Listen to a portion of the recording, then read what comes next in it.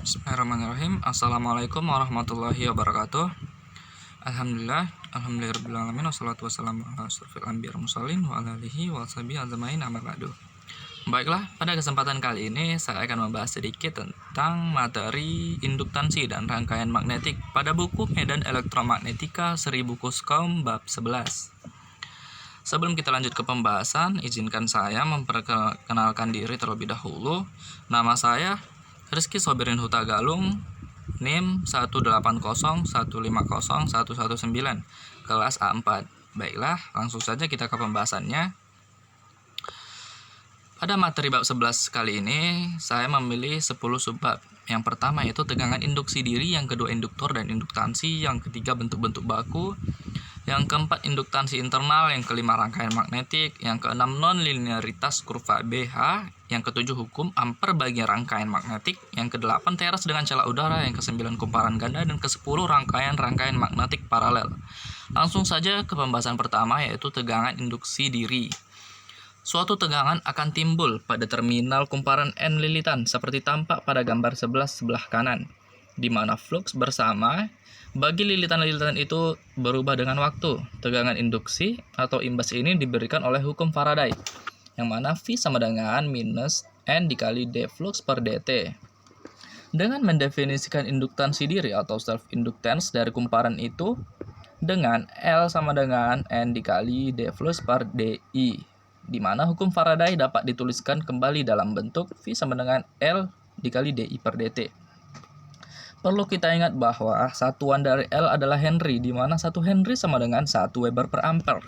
Dalam setiap kalkulasi induktansi diri, haruslah diperhitungkan pula kehadiran bahan-bahan ferromagnetik, besarnya flux, dan sebab itu pula induktansi diri akan sangat berbeda dalam vakum di mana sebagian ruangannya diisi oleh bahan ferromagnetik.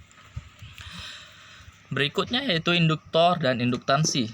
Induktor disebut juga induktansi, dibentuk oleh dua penghantar yang terpisah oleh ruangan bebas dan tersusun sedemikian hingga flux magnetik dari yang satu terkait dengan yang lain untuk arus-arus statis I atau paling jauh sampai frekuensi rendah dalam penghantar-penghantar itu. Misalkan flux total yang mengaitkan penghantar tersebut adalah lambda sama dengan dalam kasus N flux, yaitu bagi kumparan, dan flux bagi susunan lain. Maka induktansi dari induktor tadi didefinisikan sebagai L sama dengan lambda per I. Patut dicatat bahwa L akan selalu berupa perkalian dari nu0 dengan faktor geometri yang berdimensi panjang. Bandingkan dengan ungkapan bagi hambatan R yang dimaksud adalah pada bab 6 dan kapasitansi pada bab 7. Lalu berikutnya yaitu bentuk-bentuk baku. Di samping penghantar koaksial, beberapa bentuk paling umum konfigurasi penghantar yang induktansinya diinginkan ditunjukkan pada gambar 11.3 sampai gambar 11.7. Persamaan pendefinisian seperti yang telah dikemukakan dapat diterapkan di sini untuk memperoleh ungkapan bagi L, kecuali dalam hal kumparan berteras udara yang ungkapannya didapatkan secara empiris. Semua dimensi adalah dalam meter. Bisa kita lihat pada gambar 11.3 yaitu toroida dengan penampang segi 4 yang mana rumusnya L sama dengan nu0 dikali N kuadrat A dibagi 2pi dikali ln R2 per R1 dalam satuan Henry.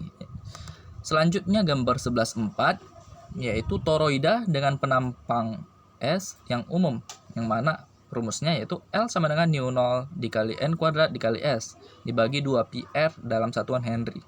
Dan gambar 11.5 yaitu penghantar-penghantar paralel dengan jari-jari A yang mana rumusnya nu0 per pi R cos D per 2A dalam satuan Henry per meter dan nu0 per pi dikali ln D per A Henry per meter.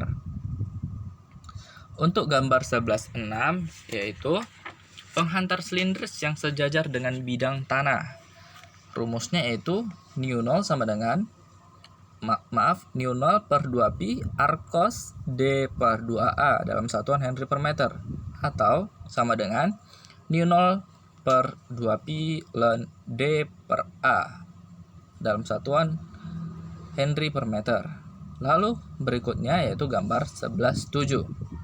11,7 yaitu solenoida panjang dengan luas penampang S yang kecil. Lalu rumusnya yaitu L sama dengan nu 0 dikali N kuadrat dikali S dibagi L yang mana satuannya adalah Henry. Dan berikutnya gambar tambahan yaitu 11.8 yang mana rumusnya adalah L sama dengan 39,5 dikali N kuadrat dikali A kuadrat dibagi 9A ditambah 10 dikali L dalam satuan mikrohenry, yang mana gambar ini adalah kumparan berlapis tunggal dengan teras udara. Berikutnya gambar 11,9 yang mana L sama dengan 31,6 dikali N kuadrat dikali R1 kuadrat dibagi N dibagi 6 dikali R1 ditambah 9 dikali L yang dimaksud adalah luas penampangnya ditambah 10 dikali R2 dikurang R1 dalam satuan mikrohenry, yang mana gambar ini adalah kumparan berlapis. Berikutnya induktansi internal. Flux magnetik sesungguhnya juga ada yang melalui penampang di dalam penghantar seperti halnya di luar penghantar. Flux internal ini menimbulkan induktansi internal yang biasanya kecil dibandingkan induktansi eksternal, dan sebab itu seringkali diabaikan. Pada gambar 11.8a ditunjukkan suatu penghantar dengan penampang lingkaran dengan arus I yang dianggap terdistribusi secara merata pada penampang itu. Anggapan ini hanya berlaku pada frekuensi rendah, karena pada frekuensi tinggi timbul efek kulit atau skin effect yang menyebabkan arus itu terkonsentrasi pada permukaan luarnya. Di dalam penghantar yang berjari-jari A, hukum Ampere memberikan H sama dengan IR dibagi 2PA kuadrat dikali A flux, dan B sama dengan nu 0 dikali IR per 2PA kuadrat A flux. Penghantar yang lurus pada gambar 11.8a hendaknya dibayangkan sebagai bagian pendek dari torus tak berhingga, sebagaimana disarankan di gambar 11.8b. Maka filamen arus menjadi lingkaran dengan jari-jari tak berhingga. Garis-garis flux menembus sejalur IDR hanya mengelilingi filamen yang jaraknya dari poros penghantar lebih kecil dari R. Jadi, permukaan terbuka yang dibatasi oleh salah satu filamen itu dipotong sekali, atau N kali, atau N-nya ganjil, oleh garis D flux. Sedangkan filamen seperti 1 atau 2 tidak terpotong, atau terpotong N kali atau N genap. Akibatnya, A flux hanya terkait dengan fraksi PR kuadrat dibagi PA kuadrat dari arus total, sehingga kaitan flux total diberikan oleh jumlah dengan bobot.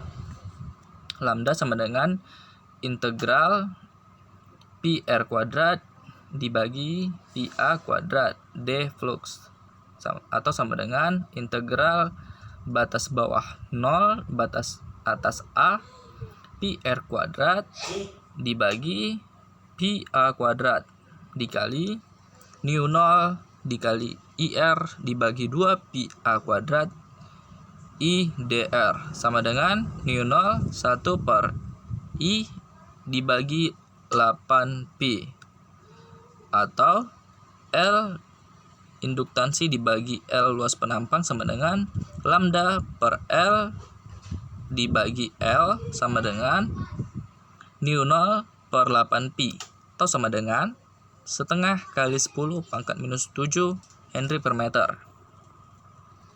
Berikutnya yaitu rangkaian magnetik.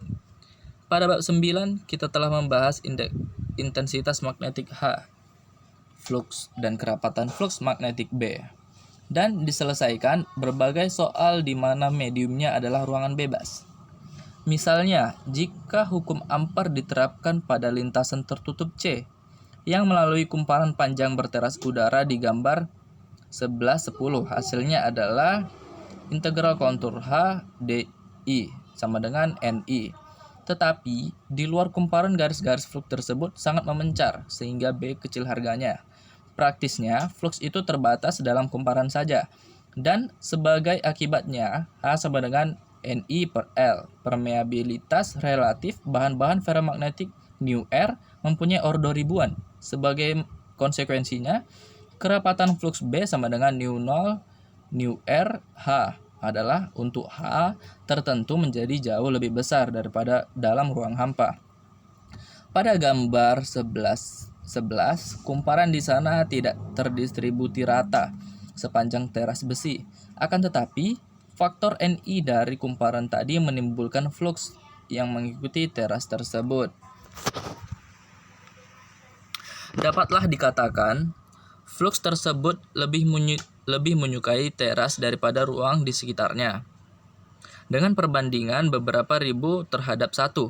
Ini sangat berbeda dari magnetik ruang bebas di bab 9. Sehingga telah berkembang pula suatu subjek studi tersendiri, yakni magnetik teras besi atau rangkaian magnetik. Pendahuluan singkat ini terhadap subjek tersebut mengambil anggapan semua flux berada di dalam teras. Selanjutnya, dianggap pula flux itu terdistribusi secara merata pada penampang teras. Panjang teras yang diperlukan untuk kalkulasi Ni adalah panjang rata-ratanya. Berikutnya yaitu non-linearitas kurva BH. Suatu sampel bahan ferromagnetik dapat diperiksa dengan jalan memberinya harga H yang bertambah besar dan mengukur nilai-nilai B yang bersangkutan. Gambar 11-12 dan gambar 11-14 memberikan kurva magnetisasi atau kurva BH untuk beberapa macam bahan ferromagnetik yang bisa dijumpai. Permeabilitas relatif. Berikut gambarnya yaitu gambar 11-12. Kurva BH yang mana H lebih kecil dari 400 A per M, yang mana garis A ini adalah besi tuang. Ini adalah kurva untuk besi tuang. Dan B-nya yaitu baja tuang. Lalu yang C-nya adalah baja silikon, dan D yang paling atas ini adalah alloy nikel besi. Bisa dipahami ya lewat dari gambarnya. Dan lihat skala-skala yang ada di sini. Yang mana di sini adalah satuannya H atau ampere per meter. Lalu berikutnya gambar 11-13 yang mana kurva BH hanya lebih besar dari 400 A per M, yang mana A di sini adalah besi tuang, yang B paling atas ini adalah baja tuang, lalu yang bawahnya C di sini baja silikon, dan D di sini alloy nikel besi. Lalu berikutnya gambar 11-14 yang mana yang sebelah kanan adalah skala dalam nu R dan yang bawahnya adalah skala H atau A per M. Nu R-nya dapat dihitung dari kurva BH memakai rumus nu R sama dengan B per nu 0H. Gambar 11-14 memperlihatkan sifat ketakliniarannya yang ekstrim dari nu R terhadap H untuk baja silikon. Sifat ini menghendaki agar soal-soal mengenainya diselesaikan secara grafis. Lalu yang ketujuh adalah hukum Ampere bagi rangkaian magnetik. Suatu kumparan dengan N lilitan dan arus I yang melilit teras ferromagnetik menghasilkan gaya gerak magnetik atau GGM yang diberikan oleh Ni. Untuk GGF ini sering sekali digunakan simbol F. Satuannya adalah ampere. Hukum Ampere yang diterapkan pada lintasan di tengah-tengah teras yang ditunjukkan pada gambar 11-15A memberikan F sama dengan Ni atau sama dengan integral kontrol HDI sama dengan integral batas bawah 1 HDI ditambah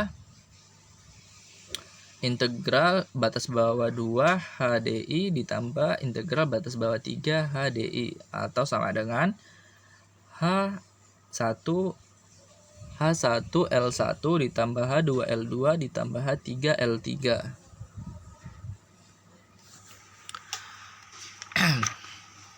Perbandingannya dengan hukum Kirchhoff pada rangkaian sederhana dengan 3 resistor dengan GGLV, yang mana V sama dengan V1 tambah V2 tambah V3. Menyarankan agar F dipandang sebagai kenaikan NI dan nilai-nilai HL sebagai penurunan NI. Mengambil analogi dengan kenaikan tegangan V dan penurunan tegangan V1, V2, dan V3. Analogi tersebut juga dikemukakan di gambar 11, 15b, dan C. Flux di gambar 11, 15b adalah analog dengan arus I, sedangkan reluktansi R analog dengan hambatan R. Suatu ungkapan untuk reluktansi dapat diperoleh dengan cara berikut. Penurunan NI sama dengan HL sama dengan BA dikali L per nu A, atau sama dengan flux R. Maka R sama dengan L dibagi nu A H pangkat minus 1.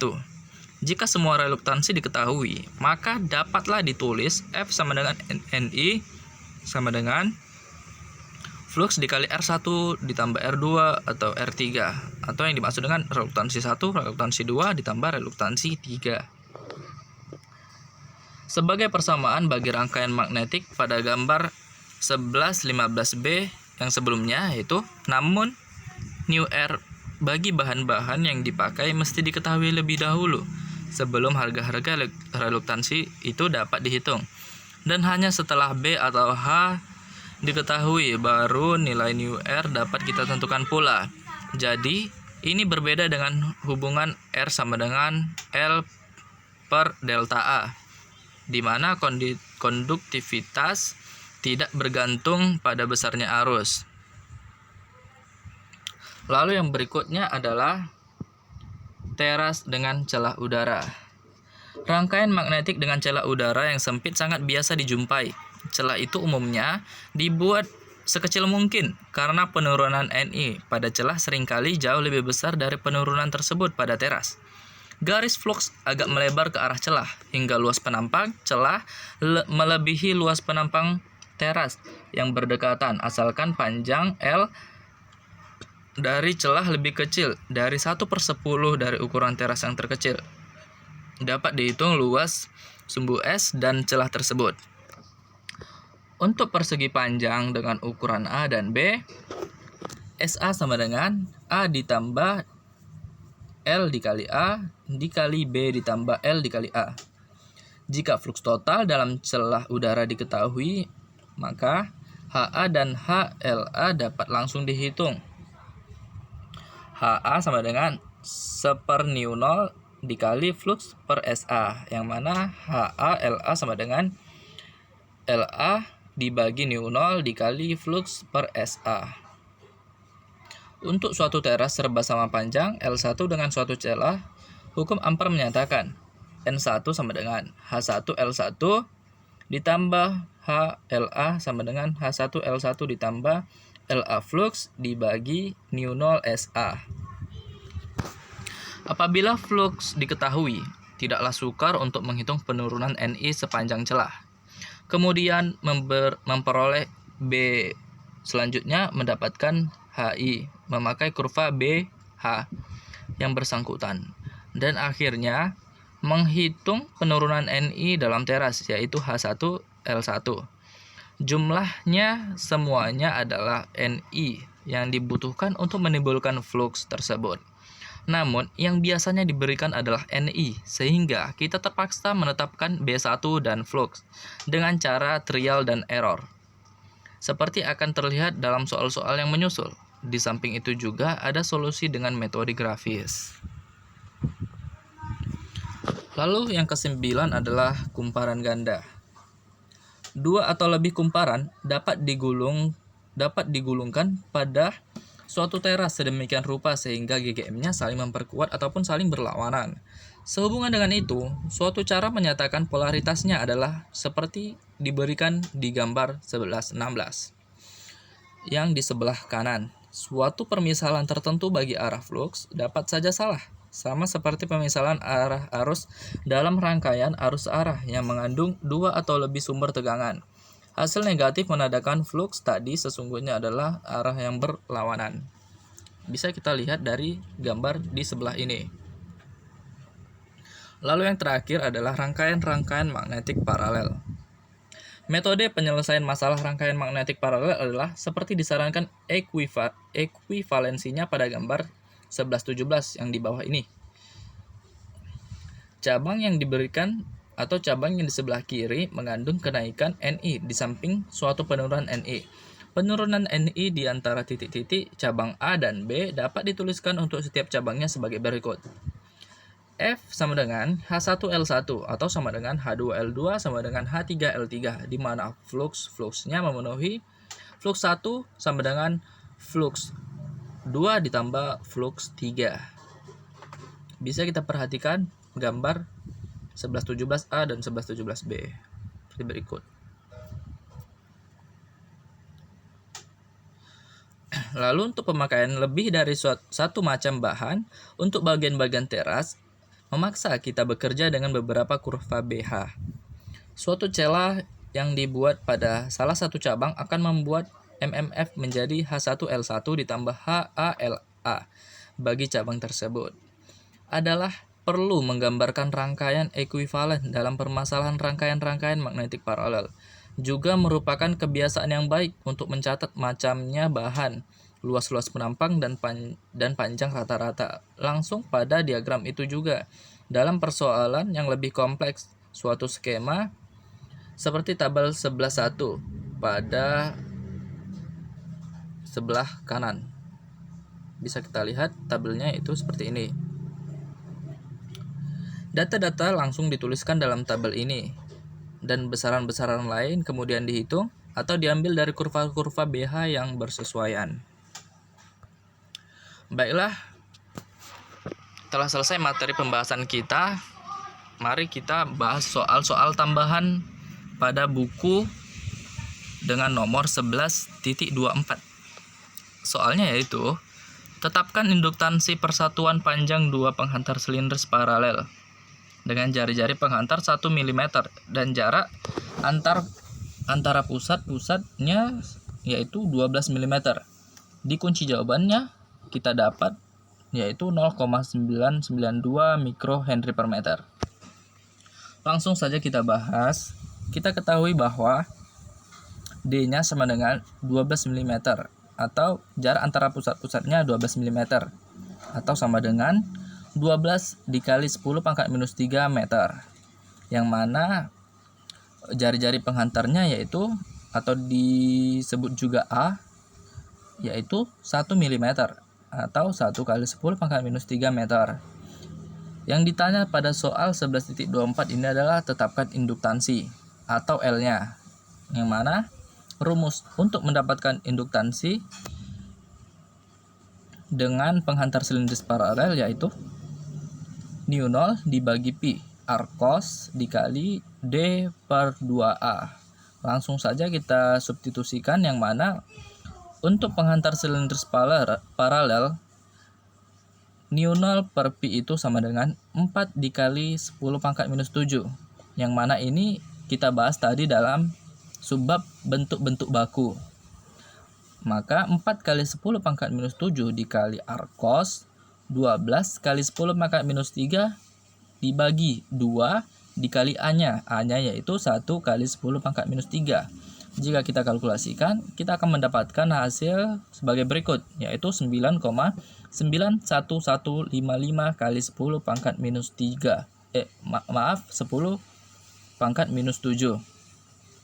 Jika kita ubah ke mikro, maka hasilnya akan seperti ini, 0,992 hasil pembulatan yaitu menjadi 0,992 mikro H per meter. Berikutnya ada lagi soal tambahan di nomor 11.26. Soalnya yaitu, sebuah selenoida berteras udara dengan 2.500 lilitan, panjangnya 1,5 meter dan radiusnya atau bisa disebut jari-jarinya 2 kali 10 pangkat minus 2 meter. Maka tetapkan induktansi L-nya. Di kunci jawaban kita dapatkan di sini adalah 6,58 mH. Langsung saja ke pembahasannya. Kita ketahui bahwa lilitannya atau N-nya sama dengan 2500 lilitan. Dan jari-jarinya atau radiusnya yaitu sama dengan 2 kali 10 pangkat minus 2 meter. Dan L-nya sama dengan 1,5 meter. Yang ditanya pada 11.26 ini adalah sama seperti soal sebelumnya, yaitu tetapkan induktansi L-nya. Yang mana rumus L adalah untuk solenoid berteras udara nu0 dikali N kuadrat dikali S dibagi L. Yang mana nu0-nya yaitu 4 kali 10 pangkat minus 7 dikali N-nya adalah lilitan 2500 kuadrat dikali S, yang mana S itu adalah pi R kuadrat, menjadi pi dikali 2 kali 10 pangkat minus 2 kuadrat dibagi panjangnya yaitu 1,5. Jika kita kalkulasikan, kita akan dapatkan hasil seperti ini. Hasilnya yaitu 0,00658 Henry. Yang mana jika kita ubah ke mikro akan menjadi 6,58 mikrohenry per meter. Berikut soalnya yaitu nomor 11.27.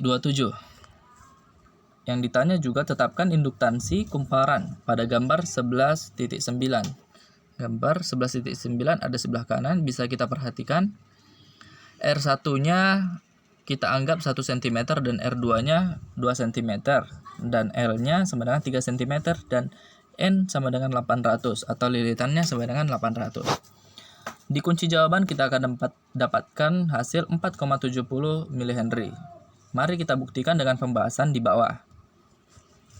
Kita ketahui bahwa lilitannya atau N-nya sama dengan 800 lilitan.